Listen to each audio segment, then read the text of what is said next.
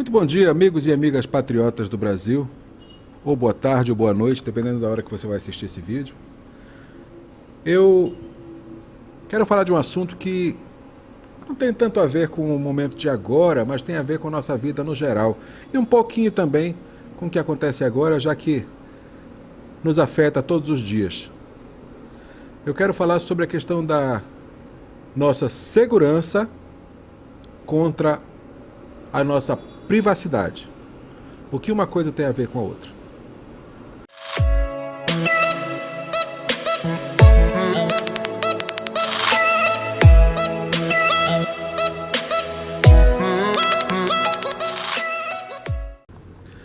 Já há alguns anos que o cidadão do mundo inteiro tem se tornado refém de ataques, tanto de terrorismo quanto de simplesmente assaltantes ou traficantes ou outro tipo de marginais, outro tipo de pessoas à margem da sociedade que afeta, que ameaça a nossa segurança.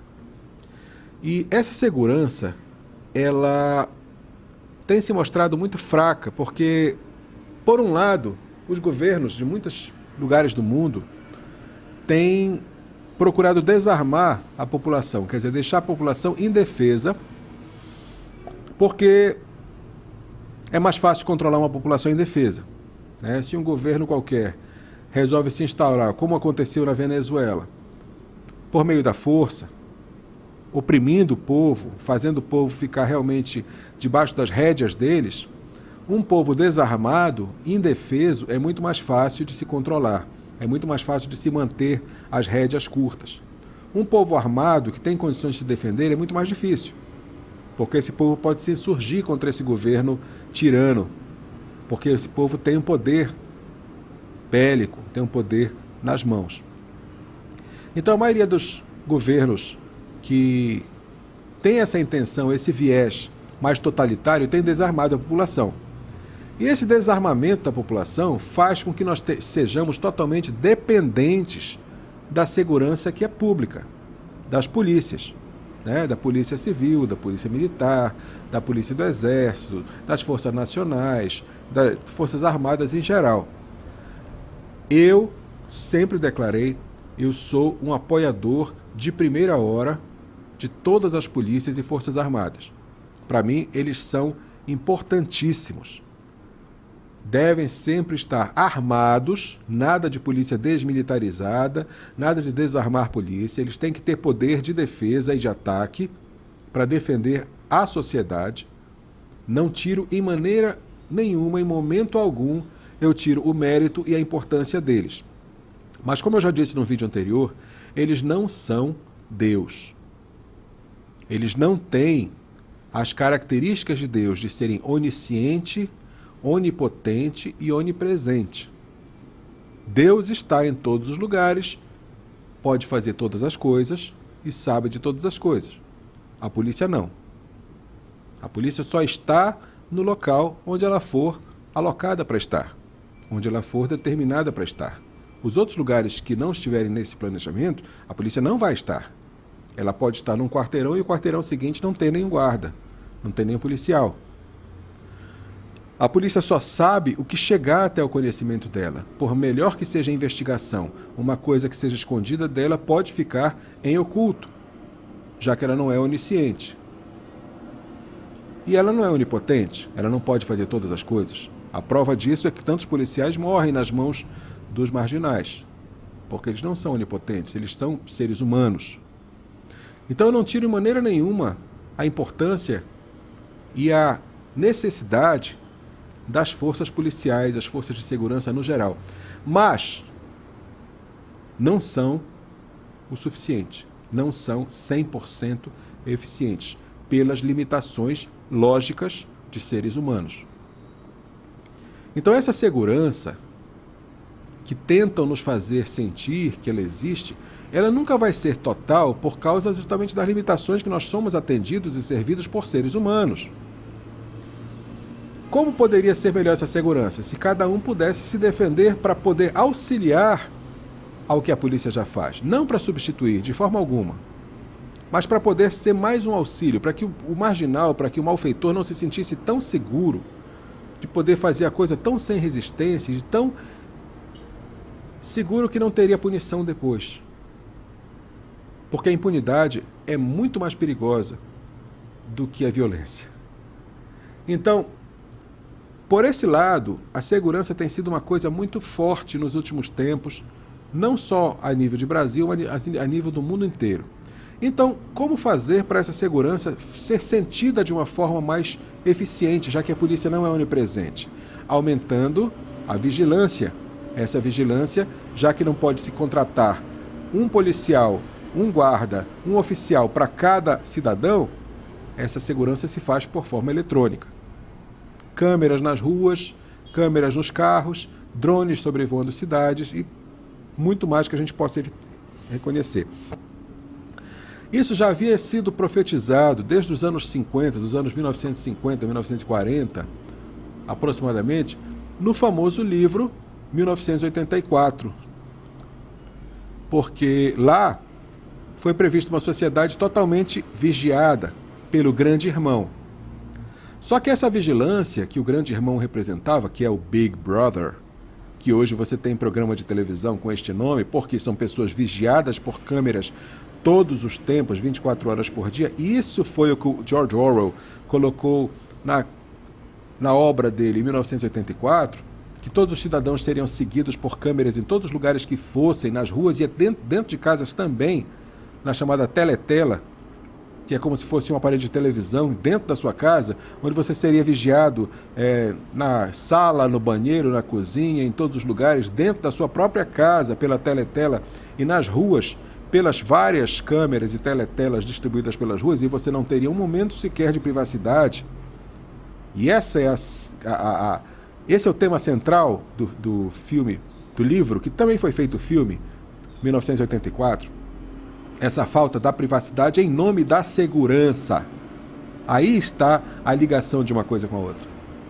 Em nome de te dar segurança de que forças policiais, o governo, ou seja lá quem for, a todo momento pudessem estar vigiando a sua vida na pretensa intenção de te dar segurança, na verdade está tirando sua privacidade. O personagem principal do livro 1984 é uma pessoa que começa a se incomodar com isso. E ele procura se esconder, ele se esconde dentro do armário, que ele descobre que dentro do armário, no guarda-roupa, para não pensarem que esse armário tem a ver com alguma coisa de eufemismo, de sair do armário, alguma coisa, não tem. No guarda-roupa. Porque era o único local que não tinha câmeras, ele se escondia para poder ficar em paz, porque nem no banheiro ele tinha essa privacidade. Então isso daí é o que o livro traz para nós. Um governo tirano, que inclusive no filme que foi feito, a figura que é colocada como sendo o personagem Big Brother, o Grande Irmão, é uma figura que lembra muito o Lenin, tá? Nem se precisa explicar o porquê, porque na União Soviética a gente sabe como foi a história.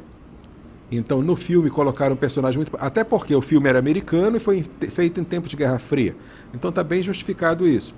Mas, independente do personagem que escolheram para ser o símbolo do Big Brother, o Big Brother, personagem do livro, tem essa característica de um ditador, de um governante centralizador, onde o governo centraliza todas as coisas. A perfeita definição do governo fascista. Porque, para quem não sabe, fascismo é exatamente isso. É coletividade. Fascismo vem do termo italiano fatti. Não sei exatamente como pronuncia, mas é alguma coisa assim. Fatti ou fatti. Que Benito Mussolini definiu quando ele criou o Partido Fascista. Por quê? Esse termo, ele define um graveto. Um graveto, esse fatti, é um graveto muito fraco que qualquer pessoa quebra com facilidade. Ou seja, você como indivíduo é como se fosse esse graveto. Qualquer pessoa pode chegar e te quebrar com facilidade. Mas se você fizer um feixe desses gravetos, se você juntar um feixe desses gravetos, ele se torna muito forte e é muito difícil de quebrar. Então o fascismo basicamente é isso, é coletividade para ser mais difícil de manobrar, de manipular de alguma forma. Teoricamente parece uma coisa positiva, mas na verdade não. porque o governo usa disso como massa de manobra, como está acontecendo muito no Brasil. O governo, que graças a Deus parece que vai sair da evidência do PT, ele sempre fez muito isso. Feministas, LGBT, negros, nordestinos, sulistas, brancos, sempre fez essa divisão em feixes. Ele faz a divisão nos feixes, nos coletivos, nos grupos, para poder manipular, levar esses feixes para onde eles querem. Isso é a definição mais concreta do que é fascismo, o feixe para manipulação. O capitalismo ou conservadorismo, por outro lado, é exatamente o contrário. É o indivíduo, cada indivíduo empoderado, para usar o termo da moda. Cada indivíduo tendo poder de tomar suas decisões. Essa é a diferença básica entre a direita, chamada direita, e a esquerda. A esquerda tem essa tendência coletivista, só funciona em coletivos, e a direita tem uma tendência do indivíduo ser respeitado, do indivíduo poder construir a sua vida através do seu próprio mérito, do seu próprio trabalho. Mas o tema desse vídeo de hoje não é exatamente esse, é segurança e privacidade. Então, quer dizer, para ter a segurança, você está abrindo mão da privacidade. Os carros hoje têm câmeras por todos os lados, câmera de ré, câmera no para-brisa, câmera na frente, câmera atrás. A cidade está cheia de câmeras. Por um lado, isso parece interessante, a gente vê muito na televisão. Houve um assassinato na rua tal com a rua tal. A polícia está recolhendo as imagens das câmeras de segurança para identificar o carro do agressor, para identificar quem foi a pessoa, para achar a placa, para onde foi. Muito bom, muito bom. É uma ferramenta interessantíssima, é uma ferramenta importantíssima, tem ajudado muito a elucidar crimes. Mas, por outro lado, pense por outro lado nessa história. Um governo centralizador, ditatorial, tirano, que queira controlar a vida do indivíduo. Não do coletivo, mas do indivíduo, da população. Fica muito mais fácil. Se você, como indivíduo, faz uma crítica ao governo, você tem um blog, como existem vários hoje no Brasil, Lilo Vlog, Joyce Hasselman, Nando Moura, Terça Livre, até o meu aqui, que é pequenino, mas que fala das mazelas do governo. Se esse governo tirano, ditatorial, resolve perseguir essas pessoas, fica muito fácil. São rostos públicos, conhecidos, aparecem na mídia. Você colocar um reconhecimento de face nas câmeras, que nós sabemos que isso já existe, reconhecimento de face, reconhecimento de placa de carro, online, facílimo, feito com grande eficiência pelas câmeras. O próprio Facebook é um exemplo disso. Você posta uma foto da sua família inteira, o Facebook já vai reconhecendo, olha, esse é fulano, esse é beltrano, esse é ciclano, você quer marcar? Então, se o Facebook, que é uma coisa feita para nós, simples mortais, usarmos, tem esse poder de reconhecimento das faces de quem está numa foto de família que você colocou, imagine os órgãos de segurança em filmagens, capturas de câmeras feitas nas ruas, num estádio de futebol, num shopping center, seja lá onde for. Se não conseguem localizar rapidamente, com certeza conseguem. Aqui uma referência filmográfica. Tá? Eu gosto muito de filmes, gosto muito de cinema, e sempre eu estou vendo coisas que têm a ver com filmes que eu já assisti, e um dos filmes favoritos para mim de todos os tempos se chama Inimigo do Estado. Will Smith é o personagem principal. E tem outros atores muito bons nesse filme também. É um filme excelente, uma grande produção de Hollywood, pouquíssimo divulgada, talvez até por causa do tema que trata. Eu não vi divulgação muito forte desse filme, nunca vi passar na Globo, nunca vi darem importância para esse filme, mas é uma história importantíssima para você entender o mundo de hoje. Inimigo do Estado. Se você tiver acesso numa Netflix da vida ou alguma outra forma que você possa encontrar esse filme para baixar, para comprar, para alugar, faça isso. É muito, muito, muito importante para você entender o nosso mundo de hoje. Inimigo do Estado. Will Smith, Gene Hackman e outros atores fabulosos. E a história basicamente é isso, um homem que começa a ser perseguido pela máquina governamental, sem necessidade, sem justiça, simplesmente porque ele foi envolvido numa trama por acidente. Ele começa a ser perseguido pela máquina governamental que vigia cada passo que ele dá, por satélite, por câmeras de rua, por todo tipo de vigilância, por GPS que é colocado.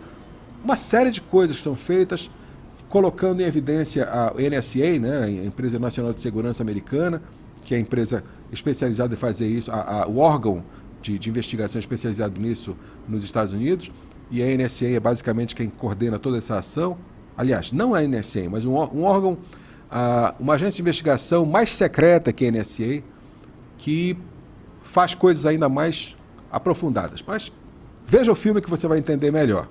Mas basicamente é isso. Um cidadão que, porque traz risco ao governo, passa a ser perseguido por essa arapuca, por essa estrutura que teoricamente está ali para nos dar segurança e acabou com a privacidade. E como esse personagem passa a ser considerado o inimigo do Estado, o Estado usa essa estrutura para caçá-lo.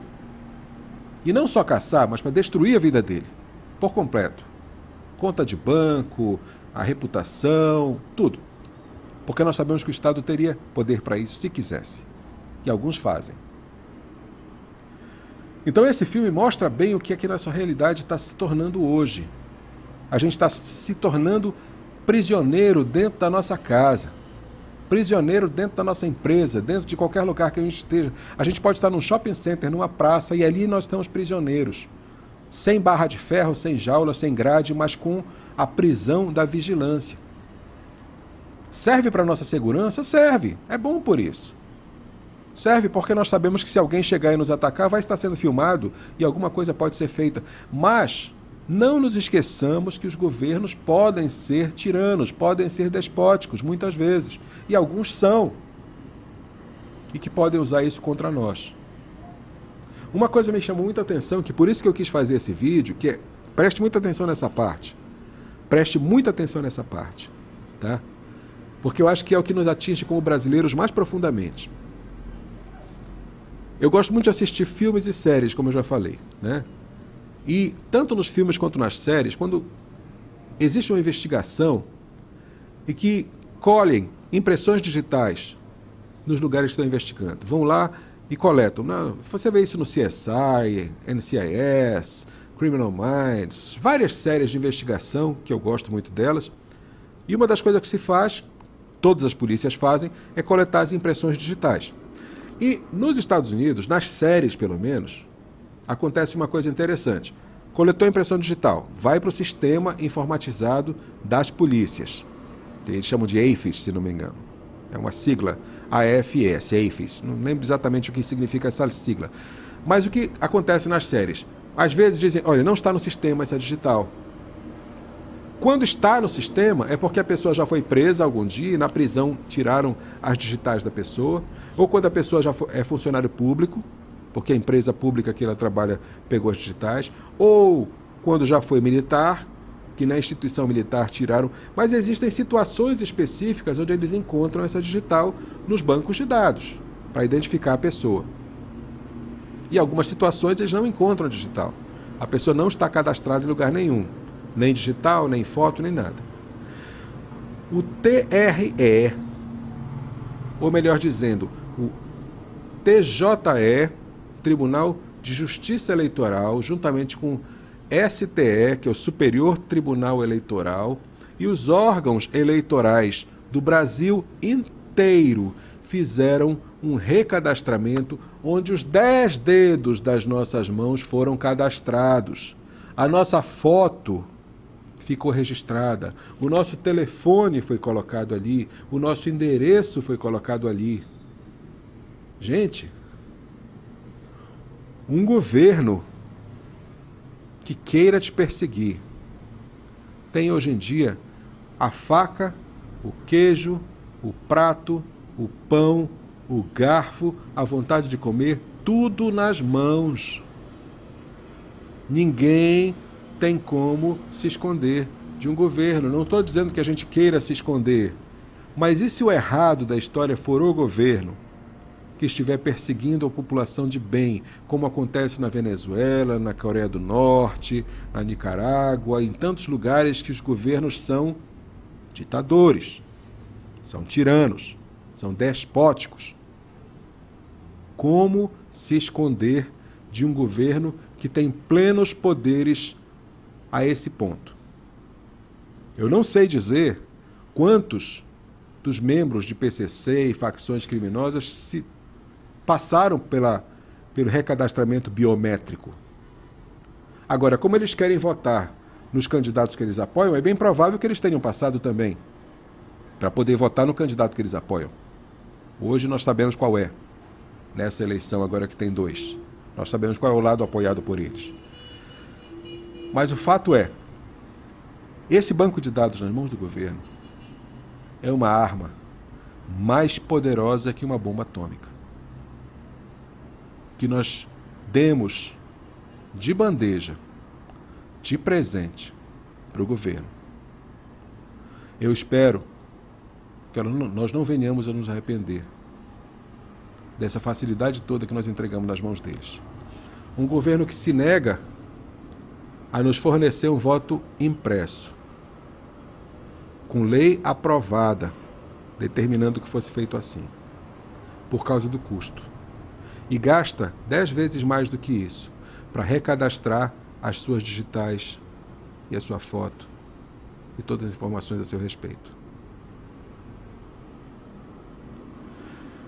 No mínimo, preocupante. Se você nunca pensou nisso antes, pense agora. Tente ver o filme que eu indiquei, Inimigo do Estado. Existe um outro também muito interessante para ver sobre isso, com Mel Gibson, que é Teoria de Conspiração. É muito interessante também. É um pouco menos direto, mas é bem interessante também. Teoria de Conspiração com Mel Gibson, também é muito bom. E principalmente tente ler o livro do George Orwell, 1984. Lá ele fala do duplo pensar, que é uma coisa muito usada hoje pelos governos de esquerda, você pensar uma coisa e falar outra.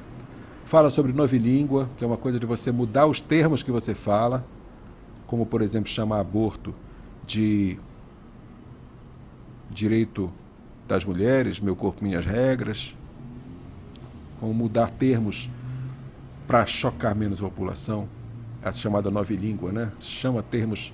Usa termos diferentes para as coisas que a gente já conhece, para poder manipular melhor as massas. E várias outras coisas que o Orwell coloca no livro dele, que você vai ver muita semelhança com o nosso mundo de hoje. Para um livro escrito há mais de, 80 anos, né? 1940 para 2018, praticamente 80 anos. Você vai ver muita semelhança. Vai ver quanto Orwell foi profético. E vai ver quanto que Inimigo do Estado, Teoria de Conspiração são filmes também muito precisos com relação à nossa realidade de hoje. Tente assistir, tente pegar mais informação sobre isso, tente pegar um pouquinho mais de visão aprofundada sobre isso e você vai ver o quanto que sua mente vai se abrir sobre essas coisas. Mas não deixe de pensar sobre isso, não deixe de compartilhar.